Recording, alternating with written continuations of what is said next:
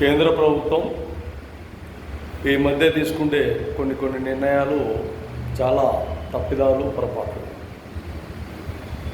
భారతదేశంలో ఎక్కడైనా కానీ కార్మికులు పనిచేసే దినాలు, గంటలు ఒకరోజు 24 గంటల్లో 3 షిఫ్ట్లుగా, అది 8 గంటలు 8 గంటలు 8 గంటలు డ్యూటీలుగా ఫ్యాక్టరీలు కానీ, కర్మాగారాలు కానీ, లేదంటే పారిశ్రామిక రంగంలో ఎక్కడైనా కానీ ఈ పనితనాలను కేంద్ర ప్రభుత్వం 10 గంటలుగా నిర్ణయం తీసుకున్నట్టు వాళ్ళ సమావేశాలలో, వాళ్ళ పార్లమెంటు సమావేశాలలో కొన్ని విధాలుగా ఇబ్బందులు గురి చేసే విధంగా కార్మిక చట్టాలను రూపొందిస్తారు. కార్మిక చట్టాలకు ఎక్కడ కూడా ఎవరు కూడా, ఏ నాయకుడు కూడా, ఏ నాయకత్వం కూడా వ్యతిరేకించకూడదు. కార్మిక చట్టాలు భారత రాజ్యాంగంలో ఏ విధంగా లిఖించబడ్డాయో ఆ విధానాలతోనే అమలు కావాలి. కానీ మీరు ఇష్టానుసారంగా ఎవరికి ఇష్టం వచ్చినట్టు వాళ్ళు రాసుకుంటూ ముందుకెళ్తే 8 గంటల డ్యూటీ అంటే ఇంకా ఎక్కువ టయాన్ని ఏర్పాటు చేసుకుంటారు.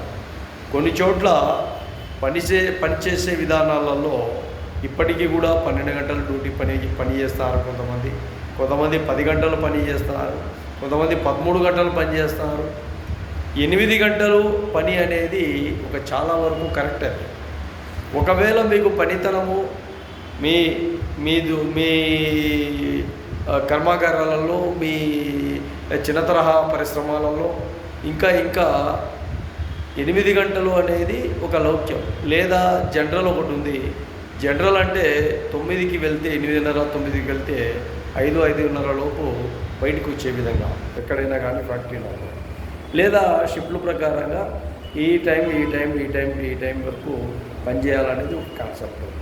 ఈ విధంగా రూపకల్పన చేసుకొని ముందుకు వెళ్ళే విధంగా రాష్ట్ర ప్రభుత్వాలు కానీ, కేంద్ర ప్రభుత్వాలు కానీ కార్మికులకు ఇబ్బందులు గురి చేసే విధంగా లేకుండా వాళ్ళకు అన్ని విధాలుగా ఇంకా సదుపాయాలు చేసే విధంగా పిఎఫ్ కానీ, ఈఎస్ఐ కానీ, ఇంకా వాళ్ళకు 20-25 లక్షల దాకా ఇన్సూరెన్స్ అమలు చేసే విధానాలు కానీ, కొత్త పథకాలు ఏర్పాటు చేసి కార్మికులకు అండదండగా ఉండాలి. కానీ కేంద్ర రాష్ట్ర ప్రభుత్వాలు వాళ్ళని ఇబ్బందులు గురి చేసే విధంగా ఉండకూడదని కూడా మహాజన రాష్ట్ర సమితి